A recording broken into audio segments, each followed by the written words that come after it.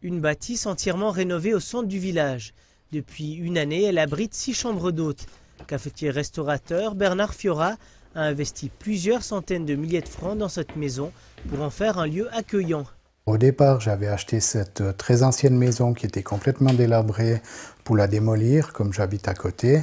Et puis, comme la protection des sites m'a interdit la démolition, j'ai décidé de la transformer en chambre d'hôte. C'est quand même un projet d'avenir à moyen terme pour occuper ma retraite.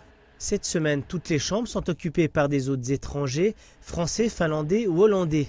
Après une année d'exploitation, le bilan est positif. La demande était déjà assez forte, c'est ce qui nous a incité à lancer le projet. On est très content de la fréquentation. C'est pas du tout la même exploitation l'été ou l'hiver. L'hiver, on travaille sur des périodes de plus longue durée et l'été, on travaille plutôt à la journée, voire de nuit. Fred Gerster s'est lancé, lui, dans l'aventure du bed and breakfast pour le simple plaisir d'accueillir des gens chez lui. C'était il y a 4 ans. Sa maison, construite sur les hauts de la station, offre 2 chambres d'hôtes et un appartement. Et depuis peu, un jacuzzi à flanc de rocher, un plus qu'il veut proposer à ses hôtes. C'est un grand travail qu'on ne peut pas faire tout seul, donc là j'ai mon ami qui m'aide et puis de temps en temps on a encore une dame qui vient nous aider à faire des nettoyages. C'est beaucoup de travail. La chouette partie, c'est clair, c'est l'accueil des gens, c'est les connaissances, mais après il y a tout le travail un peu ingrat qui est le nettoyage, la lessive, le repassage et tout ça, et ça fait aussi partie du travail des chambres d'hôtes.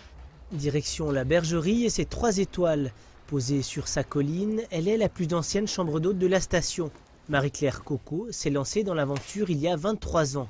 J'avais cet endroit qui était libre, que je me disais qu'en faisant quelque chose pas trop cher, tout le monde aurait pu choisir de venir en vacances. J'ai commencé avec une ardoise tout simplement, puis j'ai marqué chambre à louer dessus. C'était avant Internet, la renommée de l'adresse s'est faite par le bouche à oreille ou des articles dans des magazines. C'était pas connu comme maintenant.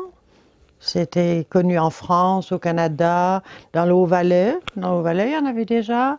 Il y en avait déjà dans le canton de Vaud, mais chez nous, il n'y en avait pas. Il aurait fallu faire connaître aux gens doucement. Plus de 20 ans plus tard, le succès est toujours au rendez-vous et la clientèle s'est fidélisée. Au début, ils venaient facilement à une nuit, 2 nuits. Maintenant, ils veulent rester une semaine, et voire plus. La Bergerie affiche complet jusqu'au 10 mars.